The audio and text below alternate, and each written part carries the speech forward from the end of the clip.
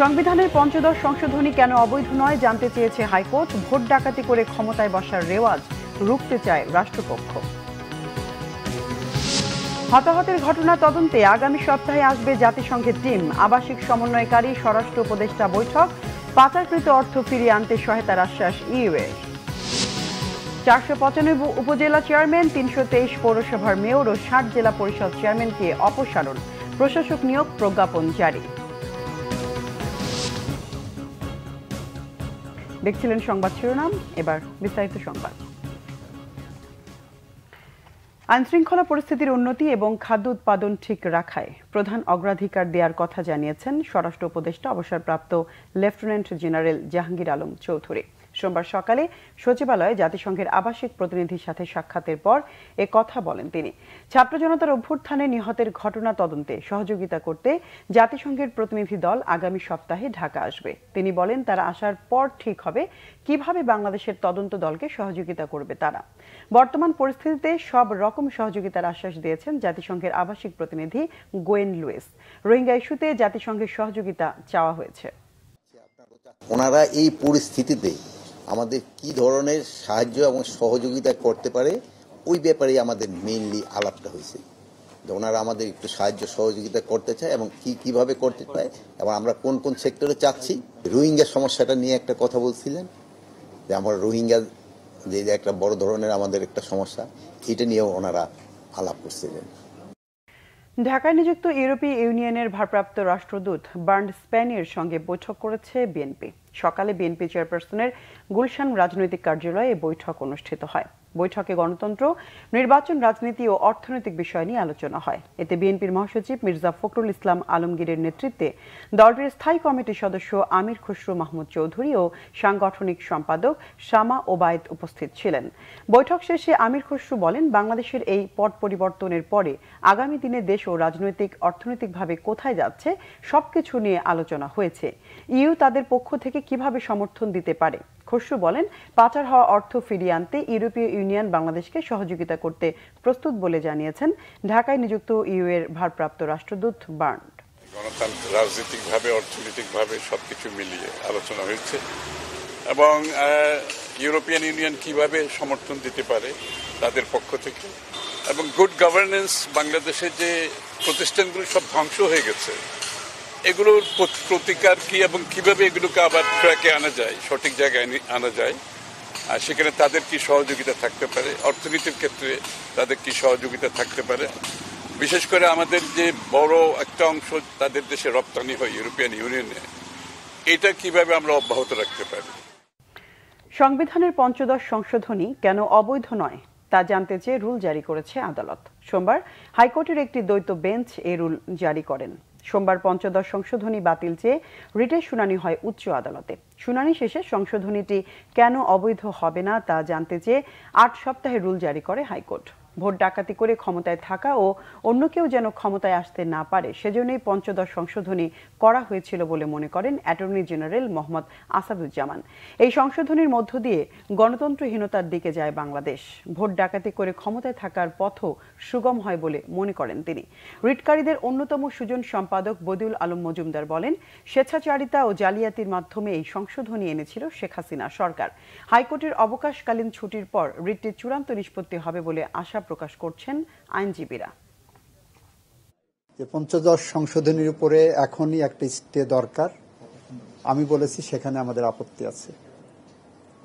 আমাদের এই অঙ্গনের লং স্ট্যান্ডিং প্র্যাকটিস হলো স্ট্যাটিউটের উপরে কখনো স্টে হয় না। ওনারা আমাদেরকে শোনার পরে যদি মনে করেন দিস অ্যামেন্ডমেন্ট ইজ ভয়েড আব ইনিশিও, সেটা ডিক্লেয়ার করতে পারেন। কিন্তু এই স্টেজে এসে স্টের ব্যাপারে রাষ্ট্রের পক্ষ থেকে আমরা একটু আপত্তি করেছি। ওনারা বলতে চাচ্ছেন এটা সংবিধানের বেসিক স্ট্রাকচার কি? সংবিধানের বেসিক স্ট্রাকচার হলো গণতন্ত্র, বেসিক স্ট্রাকচার হলো rule of law, basic structure হলো ইন্ডিপেন্ডেন্স অফ জুডিশিয়ারি। তো এই বেসিক স্ট্রাকচারে হিট করেছে পঞ্চদশ সংশোধনী। সংবিধানের মৌলিক কাঠামোটা পরিবর্তন করে দিয়েছে। এই সংশোধনের মধ্য দিয়ে গণতন্ত্রহীনতার দিকে বাংলাদেশ এগিয়েছে। এই সংশোধনের মধ্য দিয়েই বাংলাদেশের বিচার ব্যবস্থায় এক ধরনের হস্তক্ষেপের পরিস্থিতি তৈরি হয়েছে সরকারের। এই জায়গাগুলোর থেকে এই সরকার হয়তো যারা পিটিশনার করেছেন তারা দীর্ঘদিন ধরে কনসাস সিটিজেন হিসেবে বাংলাদেশে তাদের ভয়েস রেজ করেছেন, সেই জায়গা থেকে তারা করেছেন। সাবেক প্রধানমন্ত্রী বলেছে আমি তত্ত্বাবধায়ক সরকার ব্যবস্থা বাতিল করি নাই, আদালত করেছে। আদালত বলেছে যে পরবর্তী নির্বাচন যদি তত্ত্বাবধায়ক সরকারের অধীনে হইতে হয় সংশোধন অনুমোদন লাগবে। এটা সম্পূর্ণভাবে মিথ্যাচার। কিছু মানুষ ছাত্র জনতার বিজয়কে নস্যাতে চক্রান্ত করছে বলে মন্তব্য করেছেন বিএনপির মহাসচিব মির্জা ফখরুল ইসলাম আলমগীর। এ বিষয়ে দলের নেতাকর্মীদের সজাগ থাকার আহ্বান জানান তিনি। স্বেচ্ছাসেবক দলের ৪৪তম প্রতিষ্ঠাবার্ষিকী উপলক্ষে শহীদ রাষ্ট্রপতি জিয়াউর রহমানের সমাধিতে শ্রদ্ধা জানান বিএনপির মহাসচিব সহ অন্যান্য নেতারা। এ সময় দোয়া ও মোনাজাত করা হয়। পরে সাংবাদিকদের সাথে কথা বলেন মির্জা ফখরুল ইসলাম আলমগীর। তিনি বলেন, একটি গণতান্ত্রিক বাংলাদেশ গড়তে চায় বিএনপি, এজন্য সবাইকে একসাথে কাজ করার আহ্বান জানান বিএনপির মহাসচিব। বলেন, বিএনপি কোনো বিশৃঙ্খলার সাথে জড়িত নয়। দেশের ৪৯৫টি উপজেলা পরিষদ চেয়ারম্যান, ৩২৩টি পৌরসভার মেয়র ও ৬০ জেলা পরিষদ চেয়ারম্যানকে অপসারণ করা হয়েছে। সোমবার স্থানীয় সরকার মন্ত্রণালয় উপজেলা চেয়ারম্যান, পৌরসভার মেয়র ও জেলা পরিষদের চেয়ারম্যানদের অপসারণ করে প্রজ্ঞাপন জারি করে। জনপ্রতিনিধিদের এসব পদে প্রশাসক নিয়োগ দেওয়া হয়েছে। বিএনপি সহ বিরোধী দলগুলো অংশ না নেয় স্থানীয় সরকারের এসব পদে আওয়ামী লীগের নেতারাই নির্বাচিত হয়েছিলেন। ছাত্র জনতার অভ্যুত্থানের মুখে গত ৫ আগস্ট প্রধানমন্ত্রী শেখ হাসিনা পদত্যাগ করে দেশ ত্যাগের পর বেশিরভাগ চেয়ারম্যান মেয়র গা ঢাকা দেয়ায় উপজেলা পরিষদ, পৌরসভার নাগরিক সেবায় অচলাবস্থা দেখা দেয়। এর পরিপ্রেক্ষিতে চেয়ারম্যান মেয়রদের অপসারণ করে প্রশাসক নিয়োগ দেয়া হলো। প্রধান শিক্ষকের পদত্যাগের এক দফা দাবিতে বিক্ষোভ মিছিল করেছে রাজধানীর উত্তর কাফরুল হাই স্কুলের শিক্ষার্থীরা। সকাল 10টায় স্কুল প্রাঙ্গণ থেকে বিক্ষোভ মিছিল নিয়ে উত্তর কাফরুল হাই স্কুল প্রাঙ্গণে জড়ো হয় ছাত্রছাত্রীরা। বিক্ষোভ মিছিলে অংশ নেয় শিক্ষার্থীরা। বিক্ষোভ মিছিলে ছাত্রছাত্রীদের এক দফা দাবি, প্রধান শিক্ষিকা শাম্মী আক্তার সুমির পদত্যাগে স্কুলের আঙিনায় রাজনীতির ঠাঁই নাই। আন্দোলনে অংশ নেওয়া শিক্ষার্থীরা জানায়, অভিভাবকদের সাথে দুর্ব্যবহার, রাজনৈতিক প্রভাব খাটিয়ে শিক্ষার্থীদেরকে টিসি দিয়ে প্রতিষ্ঠান থেকে বের করে দেয়া, দুর্নীতি এবং নানান অনিয়ম করে শিক্ষার্থীদেরকে কোণঠাসা করে রাখতেন তিনি, যার কারণে তারা প্রধান শিক্ষকের পদত্যাগের দাবিতে বিক্ষোভ মিছিল ও অবস্থান কর্মসূচি পালন করছে। সংবাদ শেষ করব, শিরোনামগুলো আরেকবার জানি। সংবিধানের পঞ্চদশ সংশোধনী কেন অবৈধ নয় জানতে চেয়েছে হাইকোর্ট। ভোট ডাকাতি করে ক্ষমতায় বসার রেওয়াজ রুখতে চায় রাষ্ট্রপক্ষ। হতাহতের ঘটনা তদন্তে আগামী সপ্তাহে আসবে জাতিসংঘের টিম। আবাসিক সমন্বয়কারী স্বরাষ্ট্র উপদেষ্টা বৈঠক। পাচারকৃত অর্থ ফিরিয়ে আনতে সহায়তার আশ্বাস ইউএর।